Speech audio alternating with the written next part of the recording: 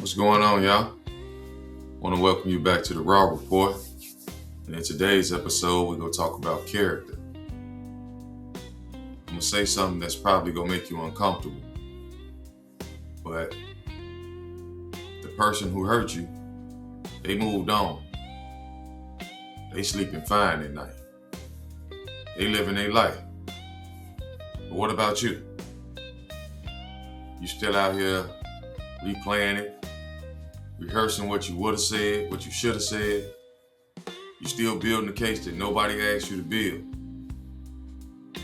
You think in your mind you're holding them accountable, but you're really holding yourself hostage. And today's show gonna be about basically unforgiveness.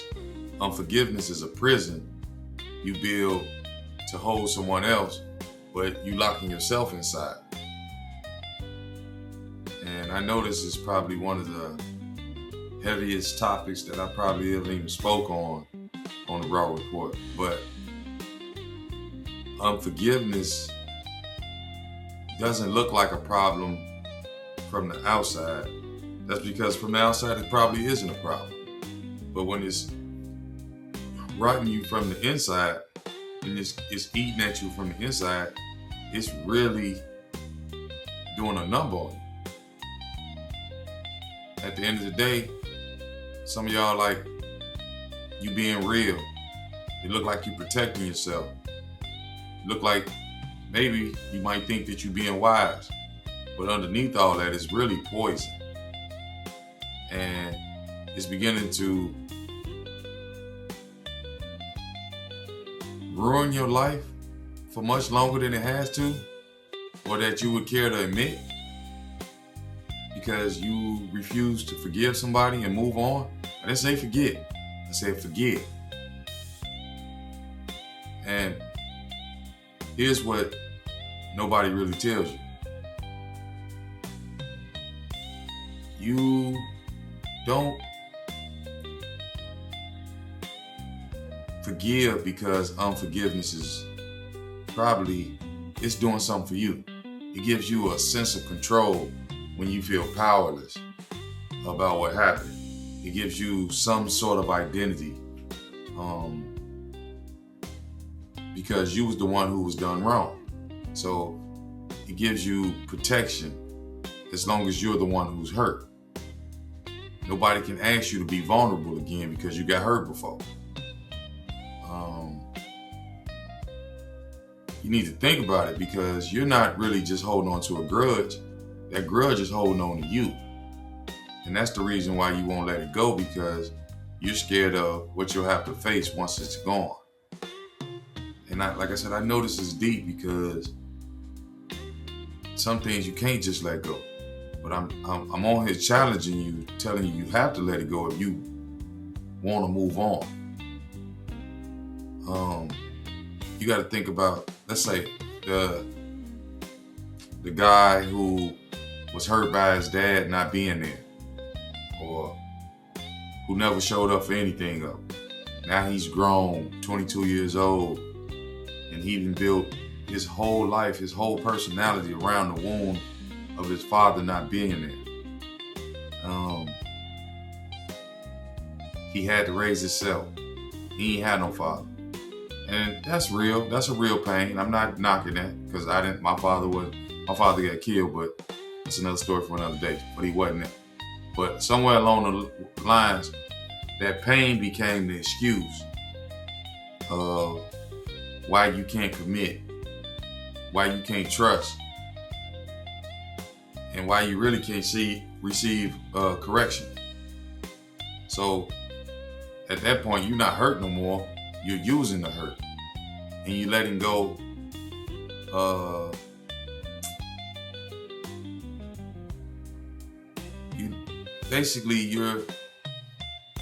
You won't let go because it feels like losing is the only explanation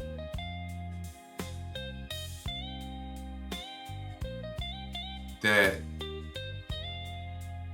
he had to be doing that. If that makes sense. Enough. You gotta let it go. Basically, is what I'm getting at. And basically, if your life is emotionally loud but spiritually stuck, it's because you keep calling unforgiveness discernment when it's really poison that you keep agreeing to drink.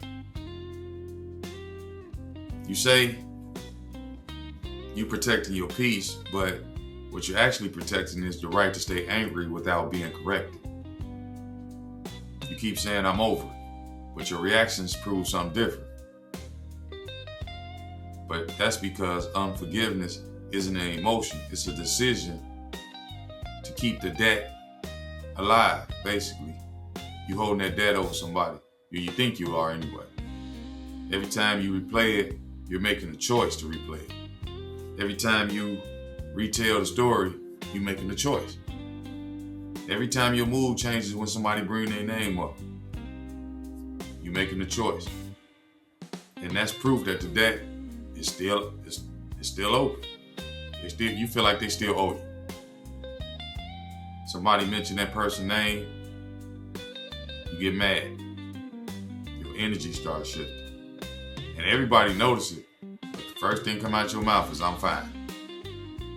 Your body, your emotions, your actions, everything just said a different story, but you say, I'm fine. They ain't even in the room. Their name just came up. And they basically still controlling how you feel. I'm here to tell you that's not peace. That's captivity. And because you won't forgive, it's holding you captive.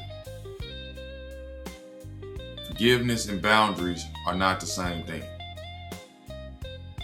I'm going to say it again. Forgiveness and boundaries are not the same thing.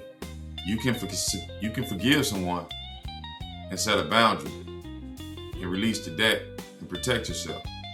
But most of us use boundaries as a spiritual sounding word to not let stuff go. And at that point, that's not wisdom, that's bitterness. That's ignorance at that. I mean, we gotta let this stuff go because this stuff is weighing us down. This world is hard enough. And if you keep carrying all this baggage of this person did me wrong, this person did me wrong, it's weighing you down. And you can't get no forward momentum because you won't let none of this stuff go. You keep waiting on them to say I'm sorry before you can move forward. But what you don't understand is that means they're controlling your healing. You're letting them be in control of if you heal or not. Do that even make sense? Think about that. You're letting somebody else control if you heal or not. You letting them control your timeline on when you need to get over something. So if they never say I'm sorry, you can go, 5, 10, 15, 20 years in pain because they never said I'm sorry? That's not good, y'all. They controlling your peace at that point. And I'm gonna be honest with you, they might not never apologize. So what you gonna do? You gonna stay broken until somebody decides that they won't fix you? They already broke you. They went on about their business. You gonna stay broken until they decide to fix you. Don't do that to yourself. That's giving somebody else the keys to your life. It's your life. God gave you that life. And y'all already know, I'm not just talking. I come with scriptures. So every time I'm on here, I'm gonna bring some scriptures with me. Matthew 6, 14 and 15. For if ye forgive men their trespasses, your heavenly Father will also forgive you. But if ye forgive men not their trespasses, neither will your Father forgive your trespasses.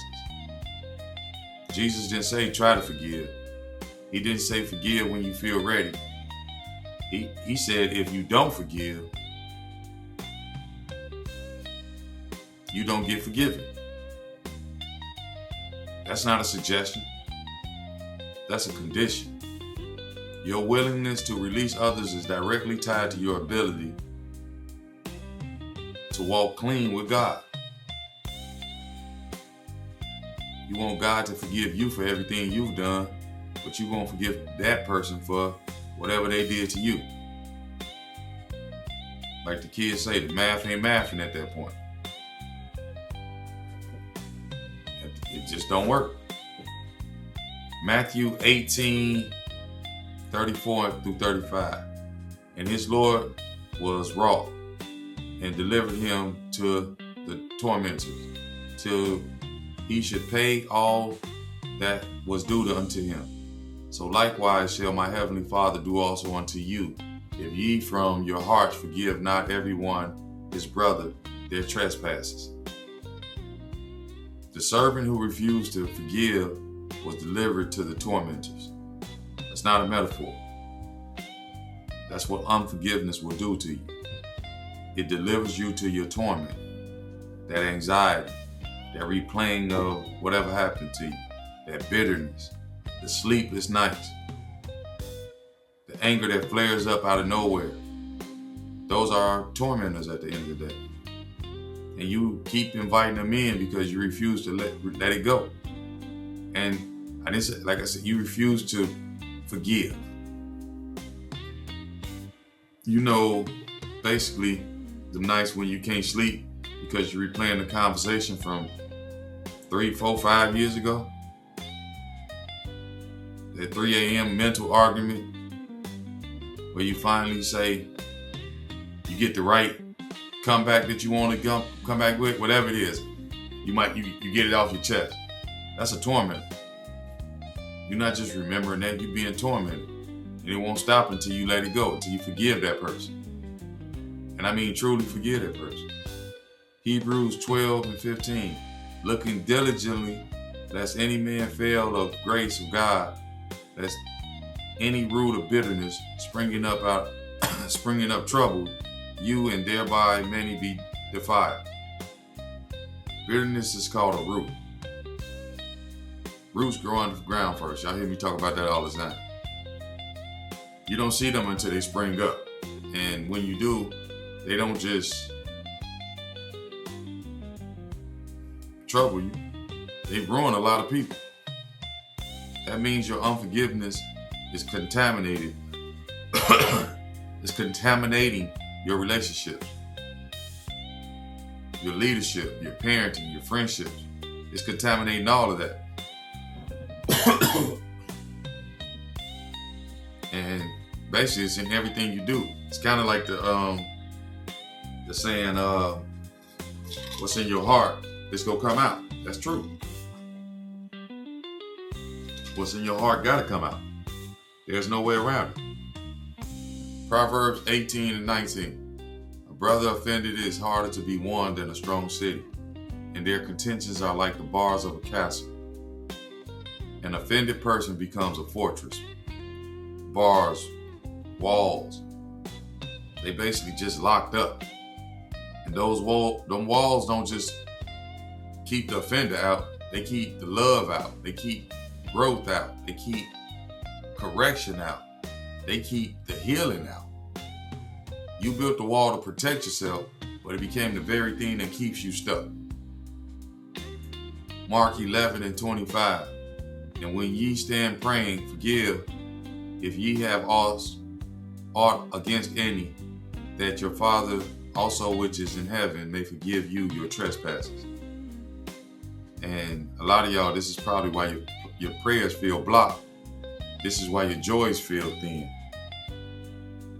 You're trying to grow without clenching your fist. And God ain't gonna pull nothing into your hands because you refuse to open your hand, open your heart. Let's say it that way. You keep praying for the breakthrough while holding on to bitterness. That's trying to drive a car with your park brake on. You ain't going nowhere. Ephesians 4:26, 27, 31. Be ye angry and sin not. Let not the sun go down upon your wrath, neither give place to the devil. Let all bitterness and wrath and anger and clamor and evil speaking be put away from you, with all malice. Paul listed the full system. Bitterness, wrath, anger, clamor, evil, speaking, malice. That's not just one feeling. That's an entire operating system. And it all starts with wrath that you didn't deal with before the sun went down. That one night became a week. That 1 week became a year. That 1 year became 5 years. Next thing you know, it's your personality. And we all know the whole saying when everybody say, I'm just like this. No, that's you didn't forget. You refuse to forgive somebody. So you can't move on with your life. And unforgiveness became your basically your right to stay hurt.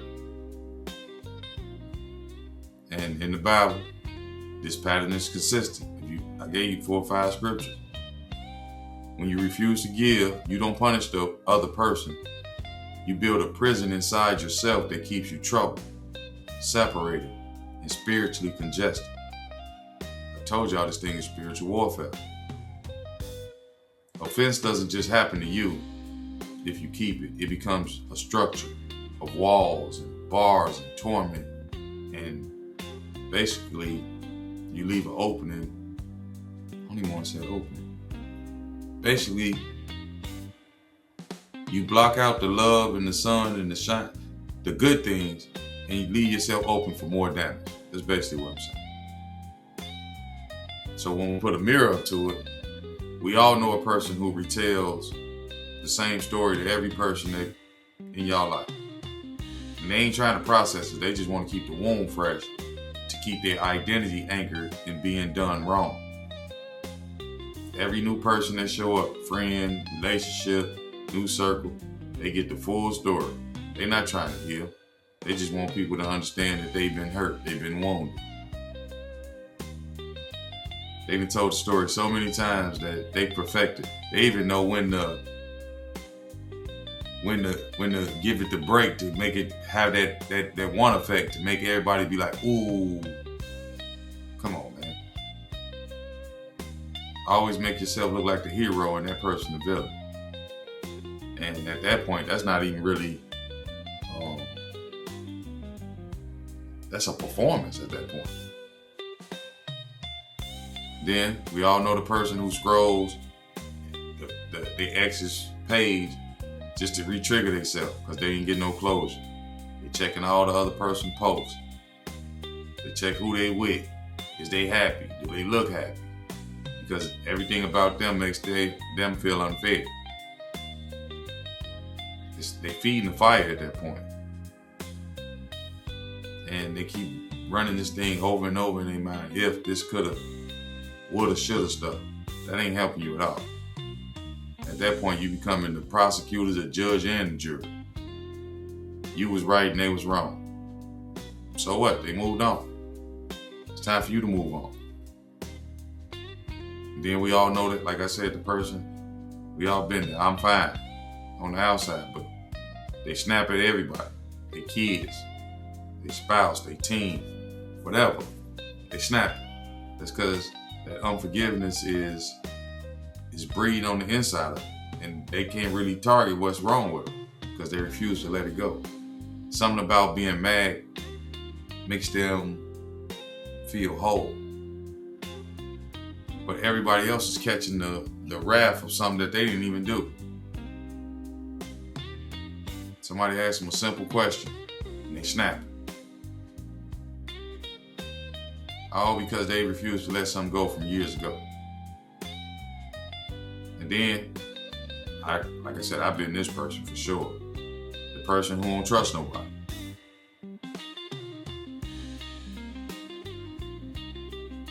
You can only receive, basically, love if you can't receive love because you always standing for betrayal. Like I said, that was me for sure. I'm looking for everybody to do me wrong. I had to let all that go. You treat every new person like they the person who did the wrong to you. And that person ain't did nothing to you. But you holding them accountable to something that somebody else did. That pain ended up becoming your proof that you was the loyal one. And you was right. And you had good intention. And the healing feels like you betraying your own story. If you forgive them, then who are you? You're a whole lot more than that, I can tell you that. Don't get caught up in that. Because what you need to do is forgive them so you can move on.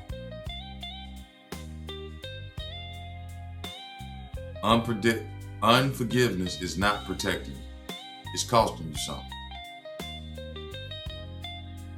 You might have left that situation a long time ago, but you never left the attachment. Their name still triggers you. Their face still shifts your mood. Their success still feels personal to you. Like I said, you think you walked away, but you really didn't. You just took the chain with you or took the baggage with you. You live tense, suspicious, and easily offended because you're always gathering evidence. You collected the receipts. You remember the time, the tone, the facial expression, but not because you needed to, but because you're always preparing for the next time you run into them so you can have the right words to say. Like, quit playing. Who does that? That's not even, that's not wisdom, but that's not even smart. You exhausting yourself for nothing. What if you don't ever run into them again? You just spent 10 years preparing?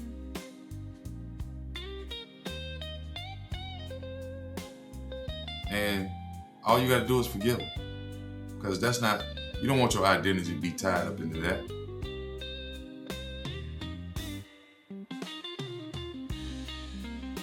You don't want to be the person that basically your behavior explains something somebody did to you years ago. You don't want to lose. Basically, let go of that because you need to lose those excuses for your inaction of what it is you're not doing.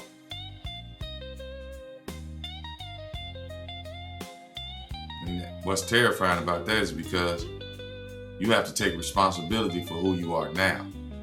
That's why you gotta basically forgive so you can take that responsibility. I ain't gonna say most people, but we all know some people that they can't commit because they ex cheated on. They can't trust people because they dad left. They can't be vulnerable because they got hurt. And I'm not knocking it. All those are real wounds. But at some point, that wound became a wall, and that wall became basically their whole house. And now you living on the inside the hurt, and you calling that home. You stop trusting people, and you started treating everybody like they the one who did it to you. Good people that came and left, and because you tried to punish them for something somebody else did. Your girl, your boyfriend, either one, they get the cold shoulder because something your ex did to you. Your mentor get the suspicion your dad earned, and eventually she stopped trying to help you because you feel like people don't care, but they tired of paying for somebody else's debt at the end of the day. That bitterness,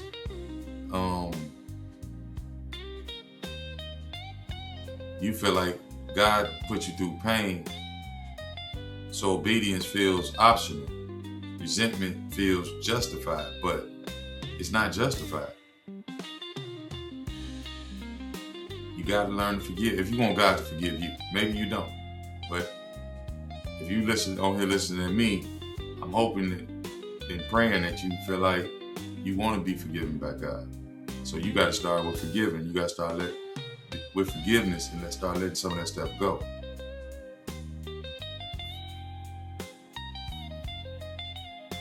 Bitterness narrows your attention to what's wrong and what's missing, not focus on what you actually have.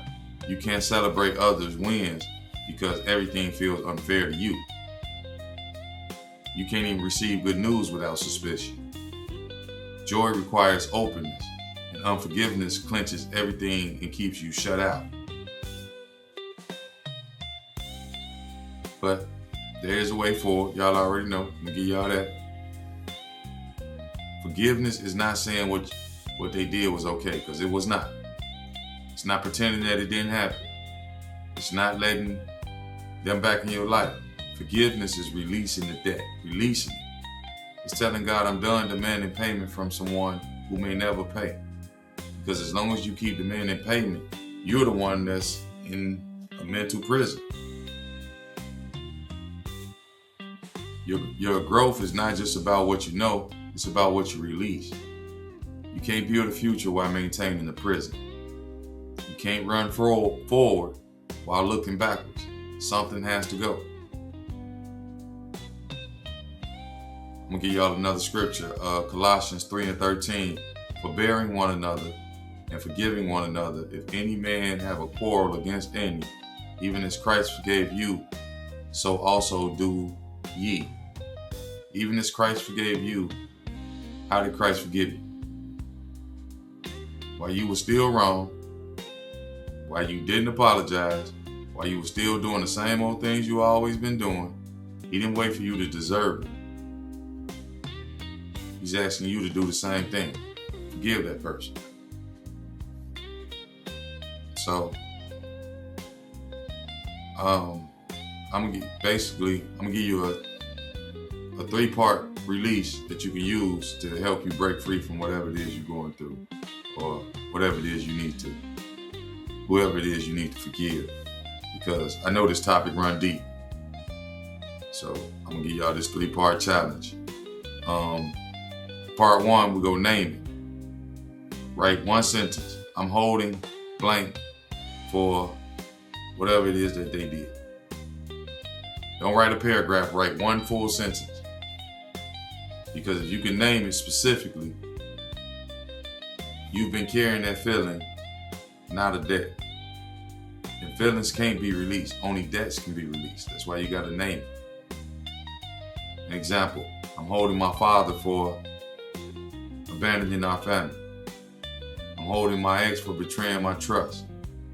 I'm holding my former friend for talking about me behind my back. I'm holding my coach for embarrassing me in front of the team. Part 2 of the 3-part challenge. Ask yourself, what does unforgiveness give me? Be brutally honest. Is it control, superiority, protection from vulnerability, an excuse not to try? Write it down. Then I want you to pray this out loud. Lord, release this payoff. I don't need it anymore. Part 3 to the 3-part challenge. Pray this daily for 7 days. Lord, I release whoever name is blank from the debt that they owe me. I refuse to rehearse the offense. And here's the hardest part I want you to think about. Every time the story comes back, whether it's to your mind, whether it's in the shower, in the car, 3 a.m., cut it off mid-thought. Don't even finish the sentence. Don't even replay it in your mind. Just stop it. That's a muscle. You taught yourself, you trained that muscle to keep remembering it over and over. The discipline is going to be to forgive it. To forgive yourself, forgive it. And it's a one-time event. Let it go and move on. Stop reopening it. It's not doing you no good. The first day going to be hard. The second day might be harder. By day 4 or 5, you'll notice something. The story it just don't hit the same. And that's when you'll start to loosen the grip that it's been having on you. Not because the pain wasn't real, but because you stopped feeding. Stop retelling yourself that story. Like I said, for 7 days, don't bring it up. Don't bring up the offense to nobody. Not your boys, not your girl, not on social media. Just don't even bring it up. Don't even bring it up in your prayer. Just let that just fade out. Just forgive and move on. And watch how your mental energy start to come back. So, I know today, like even speaking on this whole subject, it's heavy. It's heavy even just being able to talk on it. And I know some of y'all carrying that deep hurt around. And I want y'all to understand, I'm not minimizing what happened to you. I know what they did was wrong. It was wrong. But here's what I need you to understand. You cannot build your future while you're maintaining your past. There are conflicting energies that's happening there. You can't run towards your purpose while you're chained to what was. Forgiveness isn't about, it ain't about them. It's about you. It's about you letting yourself walk freely toward whatever your future is, whatever your future holds. And you deserve to be free. And not because they apologize. You take back the power of your life. You don't need them to apologize. They ain't got to change nothing. But for God to forgive you, you got to forgive them. No matter how horrific or whatever it is that they done for let God have it. Put it in God's hands. Let Him deal with them. So, like I tell y'all, this week I just need y'all to name the debt, release it, release the payoff, and stop rehearsing it. It's time for you to walk out of your past and into your future. So y'all already know. Like I said, this is a deep subject today, but I had to speak on it because a lot of us are, we can't heal because we won't forgive. And I know that's hard to do, and I'm making it sound easier said than done, but it's not. But we have to forgive if you want to move forward. So come join the free community. Y'all see the QR code right there. Y'all already know what I like to say. Stay real, stay raw, stay grounded in your faith, and walk boldly in your purpose. Till the next time, y'all, I'm out.